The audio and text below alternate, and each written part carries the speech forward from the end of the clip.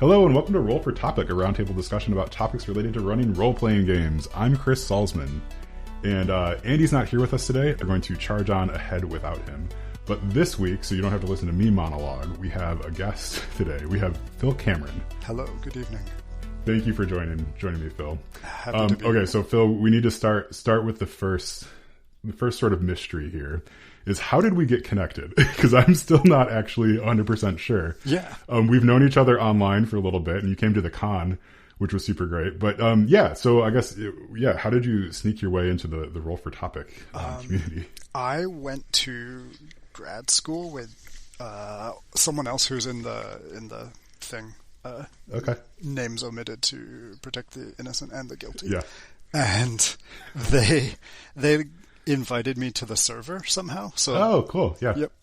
And I just lurked for a long time, and then slowly started to make comments. And then I really decided to jump in with both feet when someone I knew joined the party.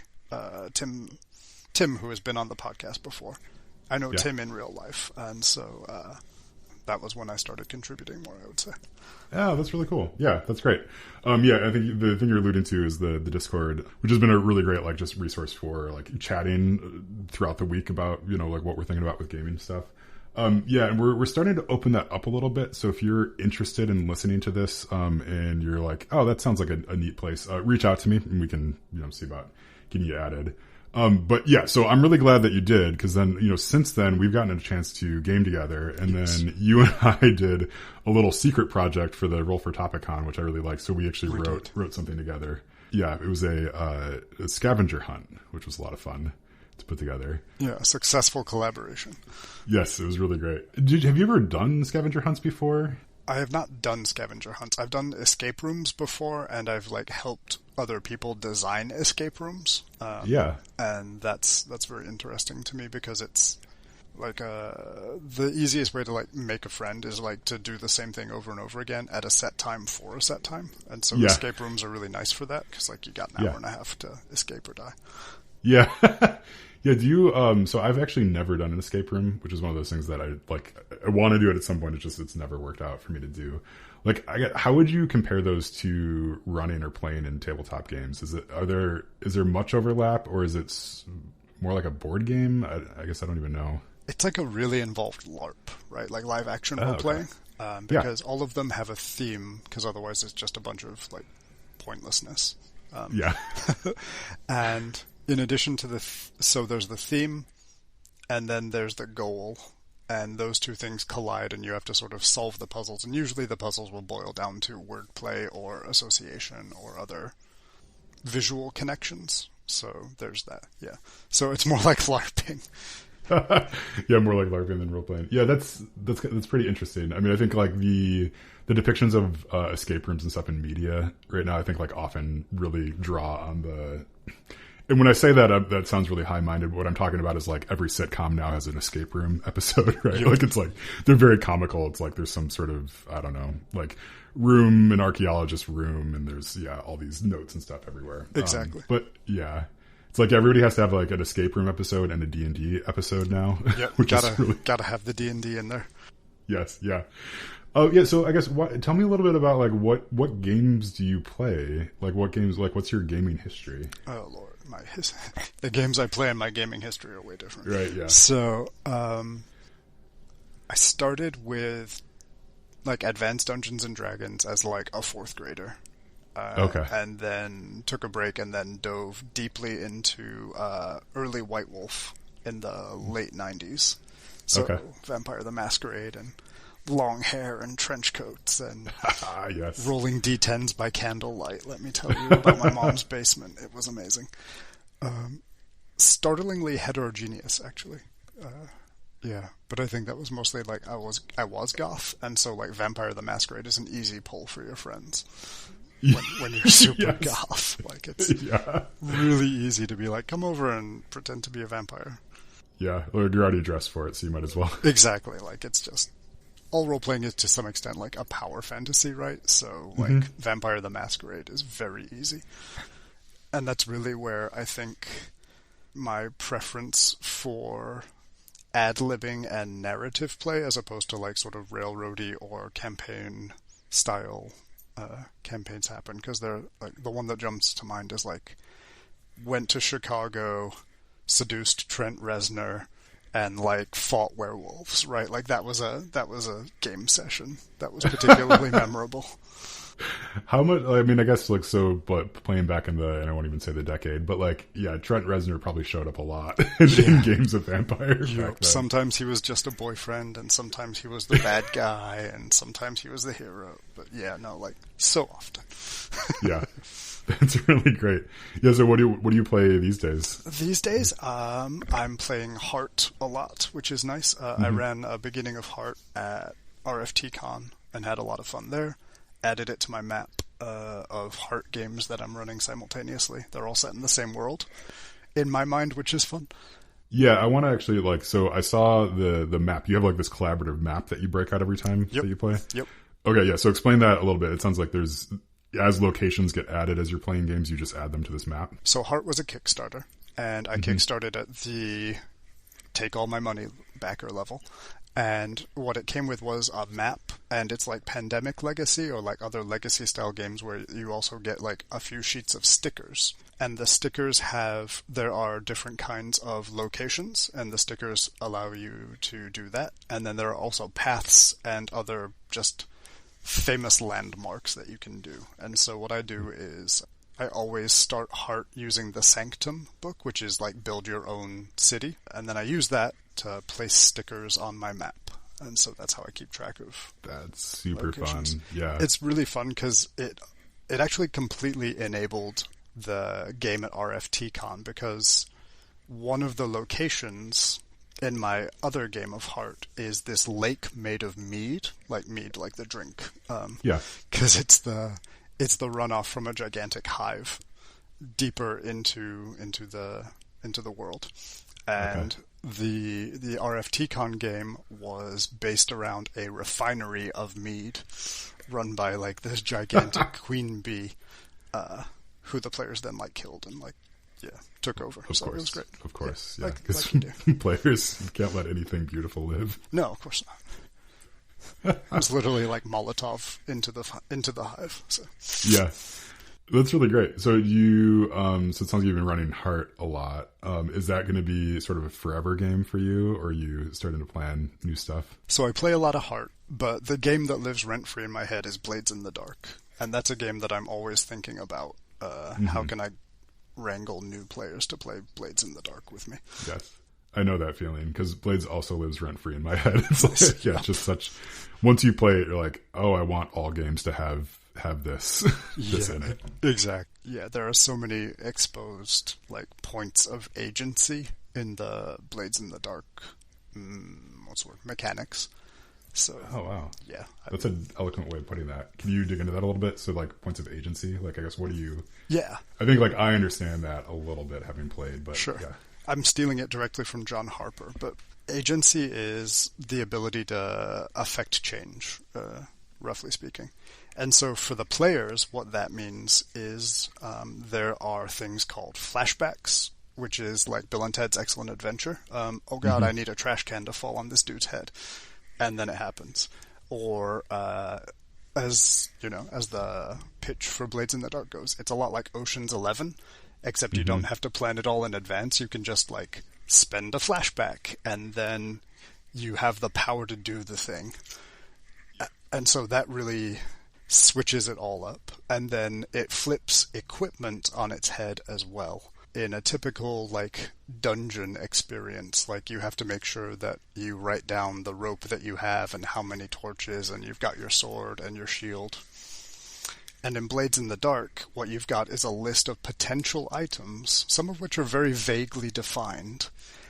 And then as the dungeon calls for it, you check off a box, and you have a limited number of checks. But you can always have the exact thing you need, which makes you feel super smart all the time. Yeah. I've done a little bit of like video game design too, and something that we talked about a lot when I'm designing video games is the difference between you being clever as the designer and letting the players feel clever. figuring stuff out, especially with puzzles and in video games and stuff, because they can be very frustrating if you don't know what's going on. Yeah. But yeah, that's something that like, yeah, especially in the tabletop space. I'm going to probably save this rant for another episode, but I've been reading Tomb of Horrors lately and talk about a dungeon designed to take away agency. Yep. Like, yeah. Yeah. You will experience this. Yes, you're going to experience this. You're going to get chewed up by this. Like, you are not prepared, for it. Yep, yeah. No matter how prepared you thought you were, this is not. You're not. Yeah. Yeah, so I guess with Blades, I mean, are you running a game of that currently? I guess when you run it, do you try to do like longer campaigns or do you do single sessions? So I did like a 1.5 year game of Blades, and it kind of I managed to like land that one successfully, which is a different topic. But there were some like lags in there. So usually I aim for like 8 to 9 sessions of Blades, and if it goes longer because people are into the role playing, cool. But if not, like that feels like if you push your players hard enough and you offer them enough like terrible choices, hard choices, then like 8 to 9 sessions is enough for them to like get in over their heads and either scrape out by the skin of their teeth or make a big splash. So that's super interesting because the game of Blades that I ran, I think went about 9 or 10 sessions, and it felt like that was about right for that group. It was a scenario where it was kind of just like, okay, we just need one more session, just one more session to wrap things up. But yeah, you know how that goes. I asked you about this before we started recording, and you sounded game for it. I want to make a D6 table on air. Yes. I like doing this. This is just sort of a fun exercise to do now and then. So I was thinking about what we could do for the table, and I have like 2 ideas, and I want you to pick one. So one is a D6 table about butterflies. Okay. Or the other one is a D6 table about candles. And I'll have a little bit of twist on those, so just like, all right, yeah. You let me know. Butterflies. That sounds like because we were talking goth earlier, so let's move on and do butterflies. Okay, that sounds great. Yeah. I was dangling that in front of you just to see if you would go with your roots or not. But gotta go for the devil you don't know. Yeah. So butterflies. So I'm thinking about butterflies because I'm reading a book about butterflies with my daughter right now. Mm-hmm. She's 6, so I'm learning all sorts of butterfly facts and stuff. Nice. But what I want to focus on for this table is 6 locations that a butterfly could lead you to. Nice. Yeah, so this is like there's a butterfly in your game somewhere, and it's like it's flittering around. Maybe it's like a golden butterfly, something like that, and it starts to go off in a direction. So like, where is that butterfly taking the party? And I have no ideas thus far. So if you have one, jump in. If not, I will come up with something very quickly. Yeah, I think that the first place a butterfly takes you is to its gigantic shed chrysalis. Ooh, okay. Like much bigger than it is? Yep, like the butterfly would be normal, and this chrysalis that it leads you to is like, a shed. Yes, I love Originally, that. I said shed as if it had shed the chrysalis, but no, now it's the size of a shed. A shed sized, yeah. Is it like waiting? I guess this is up to the GM. Is it could either be, shed, or maybe it's waiting for the players to enter. Yeah, exactly. Yeah. I was thinking that a location that it could take you to is location of like a wing has fallen off of the butterfly and it's taking you back to it. How did it lose the wing? Exactly. How does it lose the wing? Are you going to do anything about this, right? Exactly, yeah. Nice. So if we're sticking with the golden butterfly... I mean, we can change it, but I liked that image. Yeah. I would say that it would lead you to an incredibly valuable grove of plants, right? So like the caterpillars are eating something. Okay. Very valuable. Maybe it's literal gold. Oh, cool. Grove of plants. Yeah. So gold does grow on trees. Yep. Or it flies you into a mine, right? Because I'm trying to think like, what if I'm thinking about like how butterflies migrate, and I'm almost wondering like, what if the party follows it, they find themselves they find themselves transported like 2,000 miles away. Excellent. Yeah. Like before they know what's going on, they're just all of a sudden they're somewhere else. Do they become butterflies? Yeah.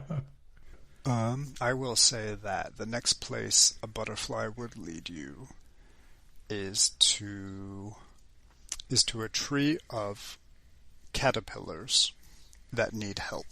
Okay. Yeah. Are the caterpillars, like, is there anything unique about them? I guess it's, again, up to the GM, but I wonder if like the caterpillars can talk, but the butterfly can't. Nice. Yes. Yeah, they can tell you what they need. Like, a lot of these have been really, like, nice places to go. When you're following a butterfly, I wonder if there should be something, like, a little bit menacing for the last one on the table. That's interesting, because I was picturing, like, the caterpillars, like, eating village. Oh, okay. Oh, nice. Yeah. Which may be just, like, the more menacing one, right? Like, there's a butterfly, and it's going back to its friends who happen to be destroying a local village. Yeah. Oh, yeah. Okay. That's going to be the last one, I think. So, the butterfly is like the herald. Yep. The herald of a bunch of caterpillars eating a village. Okay. Yeah, this went not in a direction I thought it was going to. Okay, so our D6 table for what happens when you follow a butterfly it takes you back to a gigantic shed-sized chrysalis, much bigger than it is. It could take you back to one of its wings that it has lost. It could take you to a grove of trees that are growing gold on them, and the caterpillars are eating the gold. If you follow it, it might transport you 2,000 miles away before you know it. It could take you to just a tree full of caterpillars that need help. Or it could be the herald that takes you to a village that's getting destroyed by caterpillars. Mm-hmm. Flesh-eating caterpillars. Flesh-eating caterpillars, yeah. The caterpillar fact that I learned tonight from my daughter was that caterpillars actually have like little tiny scales on their wings, which I never knew this. But yeah, it's like they're tiny dragons. Nice. Basically, yeah. Okay, all right. Well, thank you for indulging me in that. We are now going to do what we came here to do, which is to roll on the table of topics and actually pick something to discuss other than our meandering conversation. So if you want to get a D10 handy in some fashion, I have. And go ahead and roll. 5.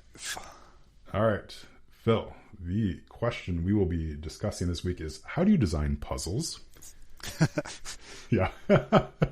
Which is an interesting one, because I think we sort of touched on this a little bit. I mean, I think we danced around it, like talking about different puzzles and stuff and escape rooms and things like that. I will just start with saying that a lot of times when I'm designing, like sitting down and really designing a puzzle, it's not for a tabletop game usually. Right. So it's like, yeah, my mind immediately goes to things like the scavenger hunt, that we put together, right? Like I've done a murder mystery in the past, like sort of things like that, where there's almost more of like a physical element to it. And I haven't really pulled that into the table, onto the table that much. But yes, what about you? How do you design puzzles, or do you? Yeah, I do design puzzles, but I mostly design puzzles for 5th edition Dungeons and Dragons content. Okay. And I start with my goal, and then I think about something that would be fun as a player to sort of interact with.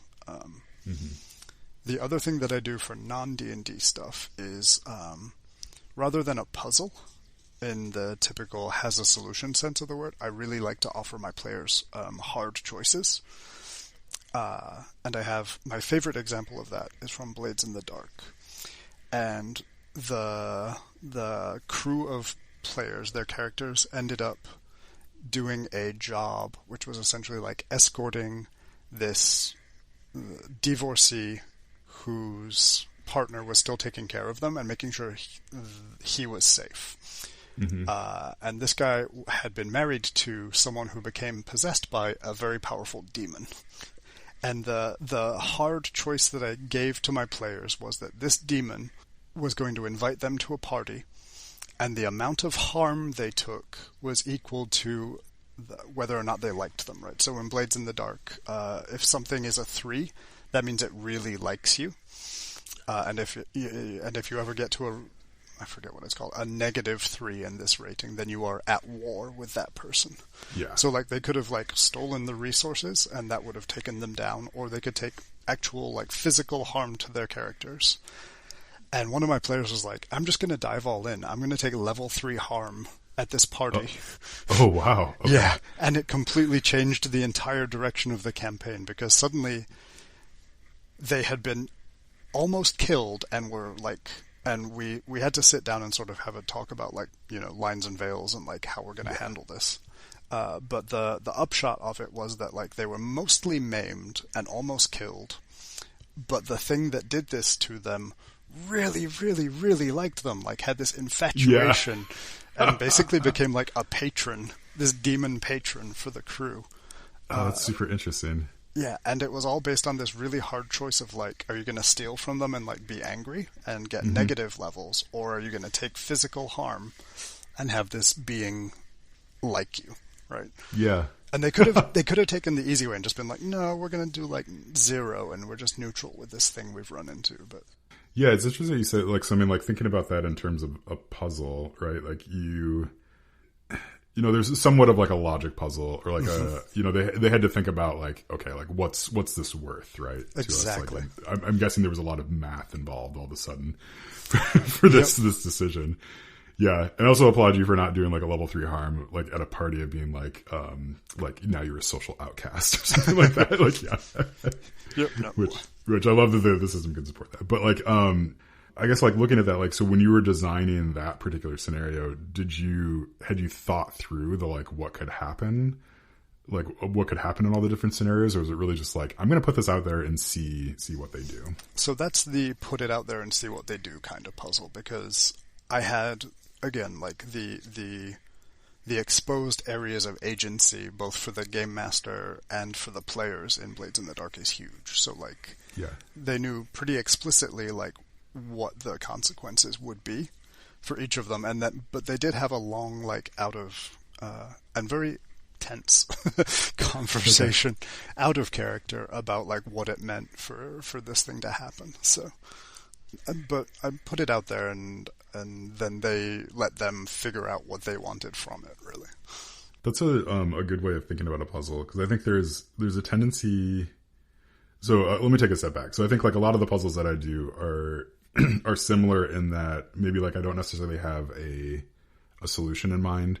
It's sort of like it's like a puzzle like experience. It's like we're going to sort of figure out what the solution is through play, even though the thing presented to you is like it's a maze, or there's a secret word that you need to come up with. And really the answer is sort of like whatever they tell me, like the answer is, as long as there's a plausible sort of like way to walk it back to like, okay, this makes sense. Like, yes, we'll go with that. Yep.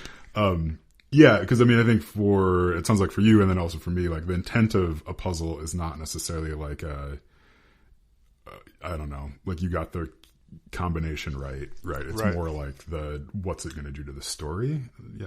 Yeah. So getting the combination right is not exciting you can make it exciting, but by default, getting a combination is not nearly as dramatic as you were talking about, like figuring out the cool thing and then like narrating that, right?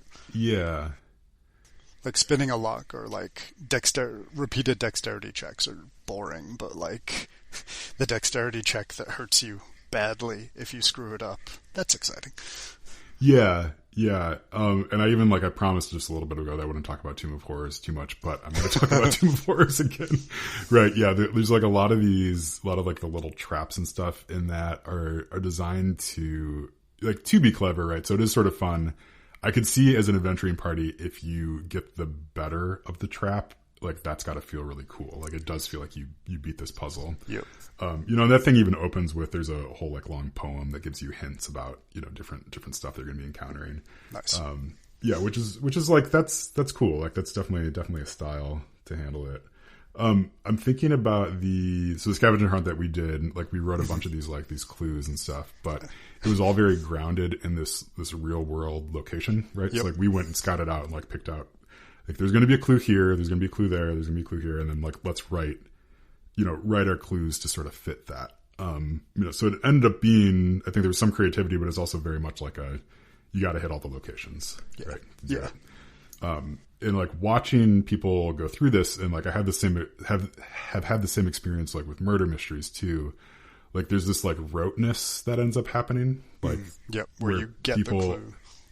You get the clue, like you're not really interacting with like the story of it so much as you're interacting with the like that probably dopamine, maybe it's serotonin, like hit that you're getting, right? Like every time. Like, I got something. Yes. Yeah. Like, okay, cool. I got it. Like on to the next thing. Like, yeah. Yep. Which is super addictive, right? Because like nobody noticed our first clue until like halfway through the day or so. But then like as soon as they found it, it was like everything else stopped for those players, and they went and did it.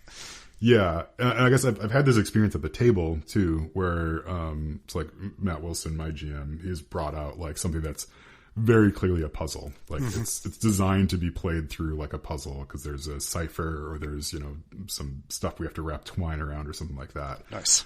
It's great, but it is not.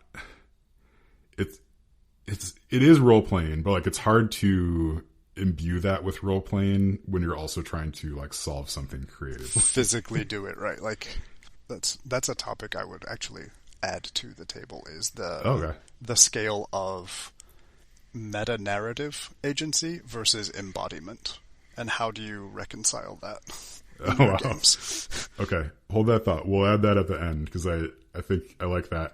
I like that as a question. I'm gonna put it in chat so I don't forget it. Yeah, that makes me curious as we're talking about this a little bit. Like, is there a way to design a puzzle that honors both sort of the role-playing aspect of it, but then also the puzzly part of it as well? Or like, are those two things is there a friction there that you're never going to quite be able to get past? You said that as if I had already told you about one of the modules I designed for D&D. Okay. Well, there you go. I'm apparently really good at segues today. Appreciate it. I designed like a tier 3 puzzle, or a tier 3 adventure for Adventurers League. It never got published because of whatever. I designed a tier 3 Adventurers League thing, and for the role-playing part of it, I made that the puzzle. Okay. And the way I did this was the characters burst into or prepare themselves for a dinner party in a building under the bomb they have just set with a timer. Okay. So there's a bomb about to go off. The players have set it, and one of the guests at this dinner party, they don't want to die. They are there on a diplomatic mission, and all of the other people at the party have their own motivations as well as their ins. And so the puzzle, and in my DM notes I specifically wrote you can be as explicit or as roleplay about this as you like, DM. Mm-hmm. But the goal is to gain enough people to be on your side that when you make the roll to convince this person, they will leave with you, who is basically somewhere between like a really ramshackle looking like waiter or like maybe nobility that they just don't remember meeting. And so there are all of these different people there, but you've got the ticking clock of the bomb, which means that there's a limited number of actions that you can do as a team. And so it ended up being very tense, and people were role-playing like, no, you go talk to the guy with the huge fur coat because he looks like you'd be interested in him, Ranger, while I go and schmooze the roguey-looking woman so that she can, because she's next to our target, right? Yeah. And it worked out really well. Things went south, and the trickster cleric turned into a Tyrannosaurus Rex, and then there was a big fight, and then the building exploded. But of course, yeah. There was a puzzle. That's really great. That reminds me of, did you ever play Final Fantasy VI? No. Okay. Picked up at 7. Okay.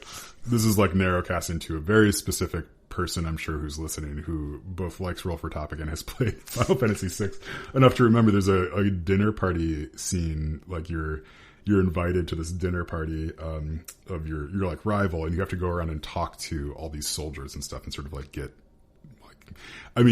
their take on like what's happening and stuff, and then you answer some questions at the end of the dinner party and stuff. But there is a ticking clock in it because it's like dinner starts at 12 o'clock, whatever. Like you have to sit down. You only have a discrete number of actions, and then there's going to be a test, or there's going to be something that you have to pull off. I like that. I like that in that game, right? Like it's a very video gamey way of handling that, but I also like what you're describing too, of just like giving them a goal, and then like sort of setting them loose a little bit, like defining the stakes, and then also defining what it is they need to, or like the limitations that they have. Yeah, and the limitations were like I picked out. Because one of the things that D&D does really nicely is it does like headshot portraits of main players, right? And then like brief descriptions.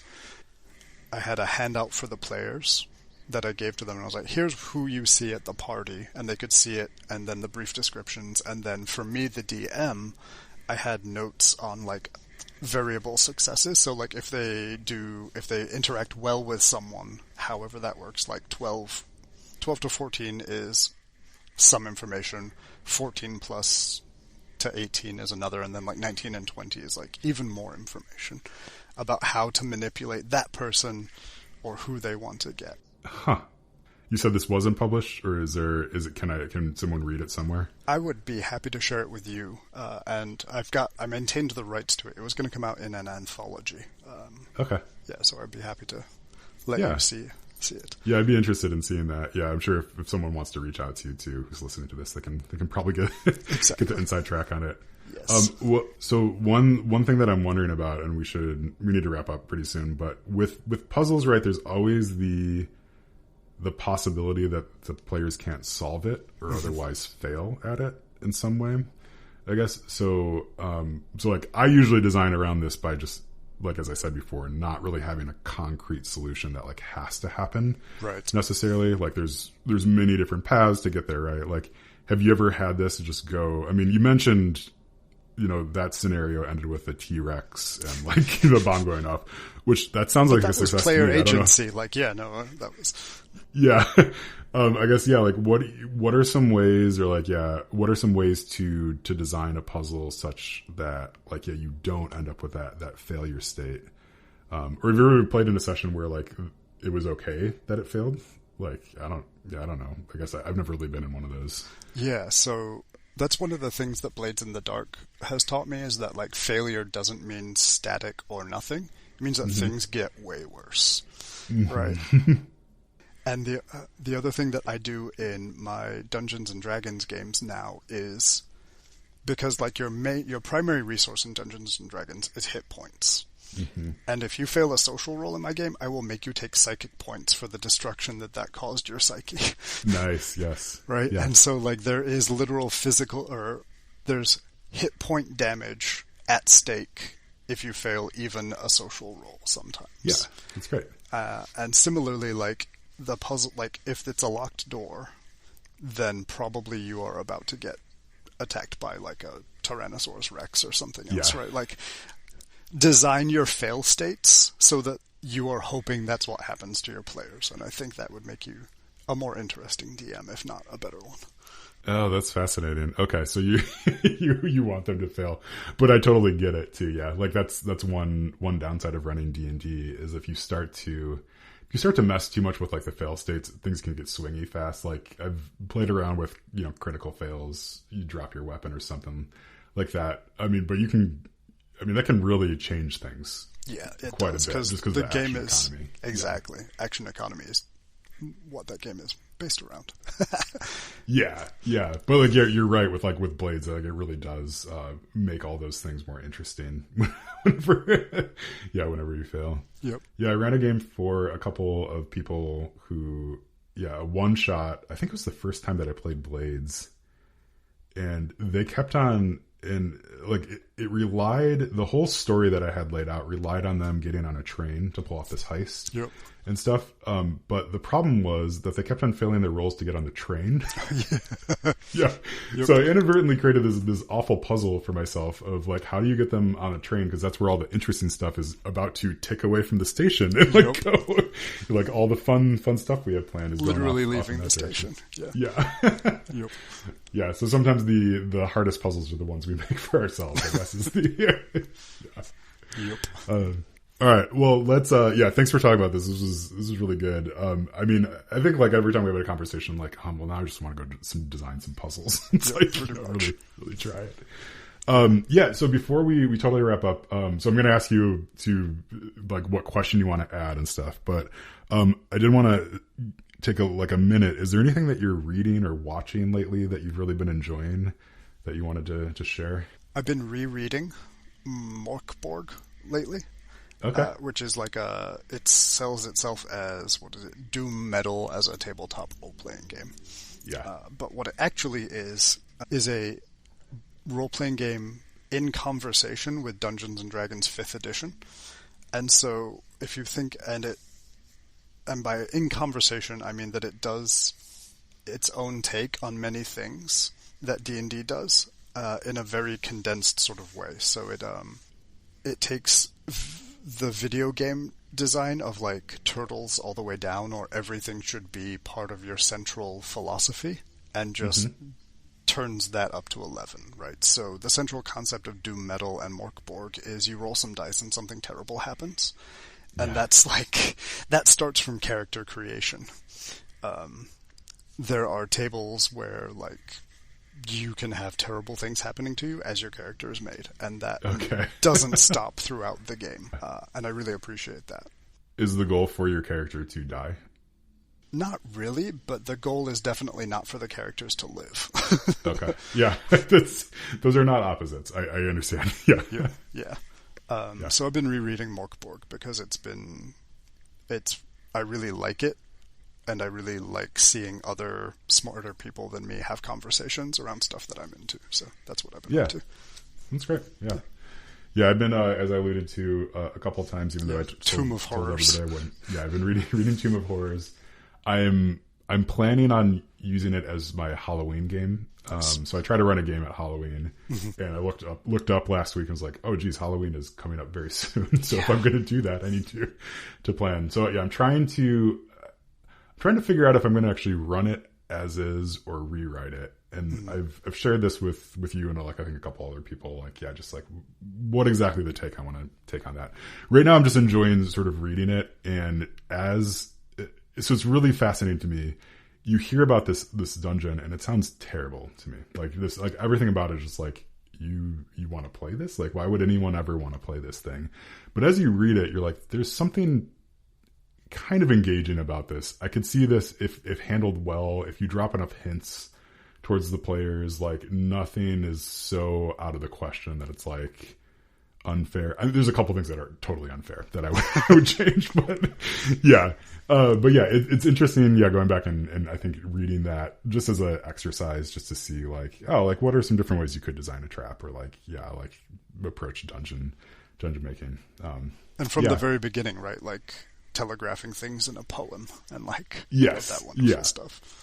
Yeah, there's some like just fun, very D&D stuff in there. And then I'm also reading Harrow the Ninth right now, which is just very excellent. And I can't say anything about it because it's just spoilers all the way down. Nice. You've never read it, but yeah, I'm enjoying it. I'm enjoying it. I'm not going to say less than Gideon the Ninth.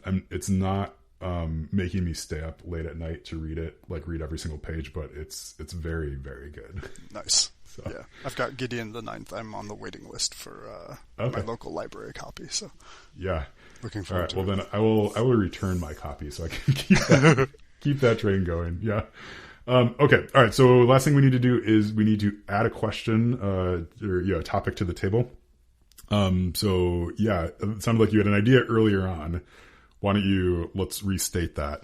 Yeah, I will try and restate it. I put it in the chat. So how do you manage the difference between full embodiment, like in Dungeons and Dragons, where according to the rules, like players don't have any control over the narrative, but they can affect the world, versus the meta narrative, which is where players get to step back and in Blades in the Dark have flashbacks and call for other kinds of scenes, and in other games, like you can even just straight up add characters or take away parts of the world, right? So there's meta narrative, which is like everyone gets to be the GM, versus embodiment, which is a very strict dichotomy of like someone controlling the world other people are in it. Yeah, that's really cool, because I think there's ways to play D&D where you allow that meta narrative to happen at the table a bit more. Yep. And I think traditionally that is not the way that GMs are taught to play that game. No. At all. Yeah. Okay. Yeah. I think that sounds really good. I will probably, I'll noodle on exactly how to put that on the table, but I think that'll be a healthy and good discussion to have for the next person who gets to roll it. All right, Phil, I really appreciate you coming on. This was super great. It was fun. Time flies. Yeah, I know. Thanks for making the table and talking about puzzles and stuff. But yeah, I guess, do you have anything that you want to plug or talk about? If people do want to get a hold of my upper tier D&D thing, feel free to reach out. Okay. Twitter, Discord, wherever. Yeah, that sounds great. Okay, cool. All right, thanks again, Phil. My pleasure. Yeah. All right, well, I have been Chris Salzman, and remember, if your players are having fun, you're a great GM.